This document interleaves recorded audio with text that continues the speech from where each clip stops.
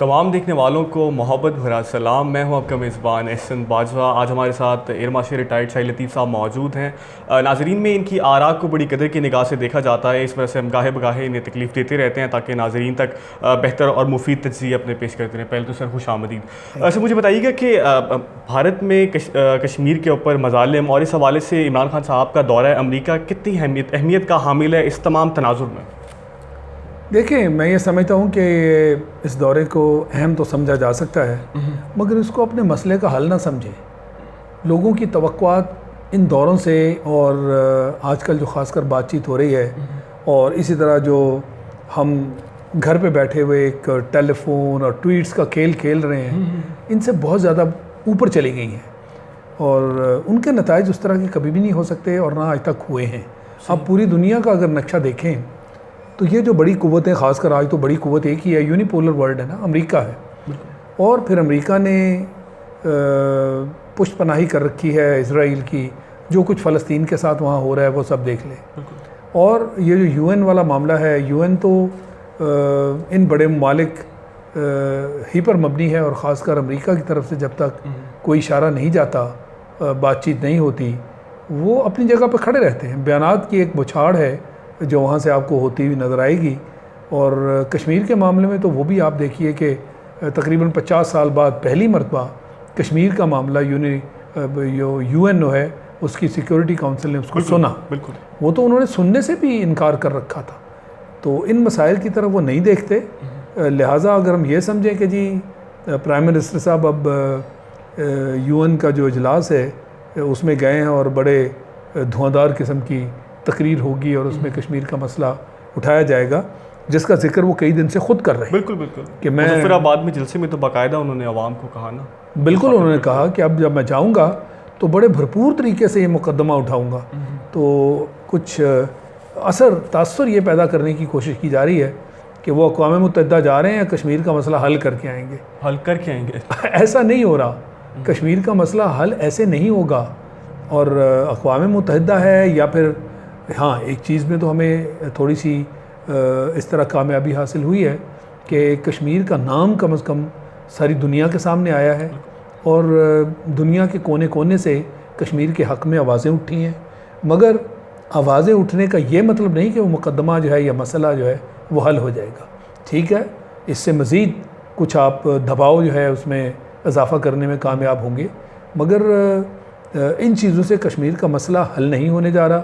ज़्यादा से ज़्यादा जो मैं समझता हूँ इस सारे दबाव के तहत प्राइम मिनिस्टर मोदी की तरफ से कुछ जो कर्फ्यू लगा हुआ है उसमें कुछ नरमी की जाए और इस तरह की कुछ बातचीत जो है उसके ज़रिए लोगों की जो तनकीद है उसको कुछ कम किया जा सके। मगर मसाइल तो उससे बहुत बड़े हैं। बिल्कुल, मसाइल तो ये हैं कि जो जुल्म और सितम हो रहा है, जो दरिंदगी वहाँ पे हो रही है, जो वहाँ पे तशद्दुद हो रहा है लोगों के साथ, कश्मीर का मसला जो कि 70 साल से अक़वाम मुत्तहिदा की करारदाद के मुताबिक उसको हम हल नहीं कर पाए, तो वो सबसे बड़ा मसला है।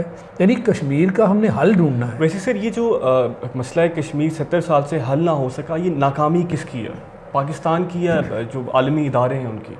असल में तो आलमी इदारे ही की नाकामी है, क्योंकि जब यूएन जो है अक़वाम मुत्तहिदा उसने एक करारदाद जो है वो बनाई और हिंदुस्तान के कहने पे बनी। बिल्कुल, हम तो पूरे कश्मीर में आगे बढ़े चले जा रहे थे। तो वो इस ख़तरे के तहत कि जी ये तो पूरा कश्मीर जो है वो ये लेने जा रहे हैं, तो उन्होंने अक़वाम मुत्तहिदा का रुख किया और उनसे इल्तिजा की कि जी इनको रोको।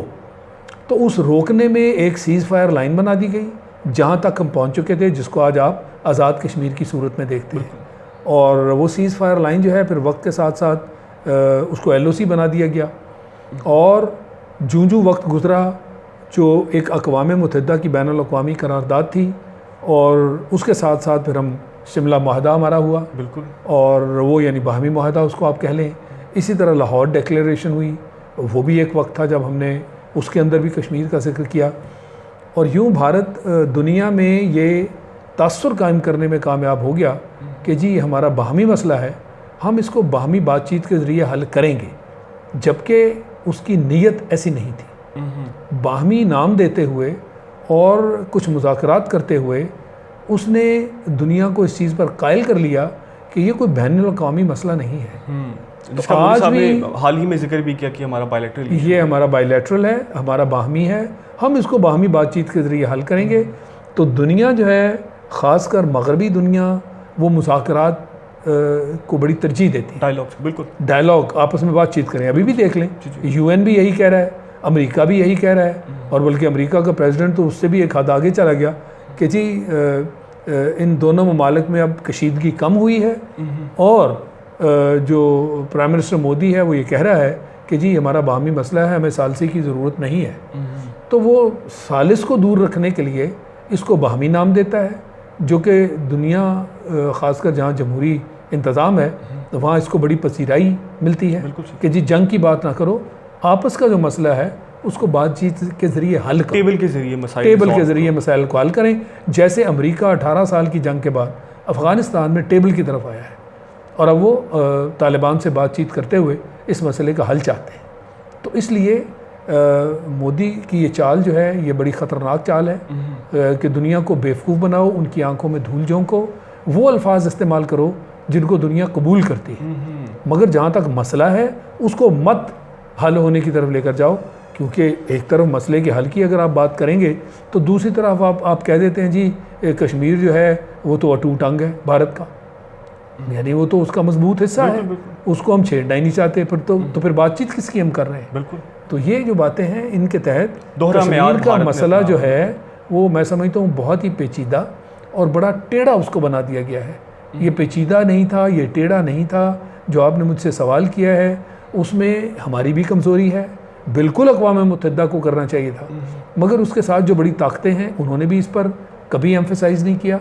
यानी जो इसराइल का मसला है, देखिए कि फ़लस्तीन जो है वो अमेरिका के सामने, अक़वाम मुत्तहिदा के सामने, सारा मामला उनके सामने हुआ है कि इसराइल जो है वो फ़लस्तीनियों को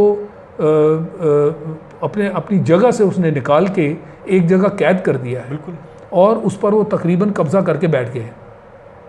फिर जो हमारा क़िबला अव्वल है यरूशलेम का मसला, उसको भी आप देख लीजिए कैसे आहिस्ता आहिस्ता उसने अपने उसको नरगे में कर लिया है, और उसके ऊपर भी नैरेटिव बिल्ड कर दिया गया है इंटरनेशनल लॉबीज़ की जानिब से कि यह मसला रहा ही नहीं है, ये मसला रहा ही नहीं, उसको मसलों की लिस्ट से अब खारिज कर दो। बिल्कुल बिल्कुल। तो मकसद ये है कि इसमें जो आपने बात की कि कसूर किसका है, बिल्कुल कसूर है अक़वाम मुत्तहिदा का है, बड़ी ताकतों का है, मगर असल तो जो कसूर बनता है वो हमारा इसलिए बनता है कि इस दौरान जबकि ताकतें उसमें कोई ज़्यादा दिलचस्पी नहीं ले रही थी, भारत ने भी तो लॉबिंग की ना, बिल्कुल,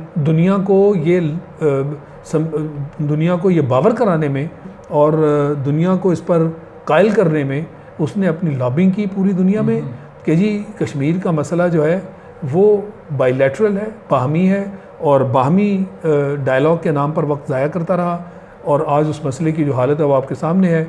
उसको इतनी शय मिल गई, इतनी ताकत उसने हासिल कर ली इस लॉबिंग के ज़रिए, इस मसले को दुनिया की नज़रों में इसकी अहमियत कम करते हुए कि उसको आज उसने वो जो आर्टिकल 370 है और 35A है वो उसने अप्लाई कर दिया, और अप्लाई करके उसने कह दिया जी कश्मीर तो इसके ऊपर तो वो हल हो ही नहीं सकता कोई और सिवाय इसके कि ये हिंदुस्तान ही का हिस्सा है। उसको यूनियन बनाते हुए उसको हिस्सा डिक्लेयर कर दिया। सही।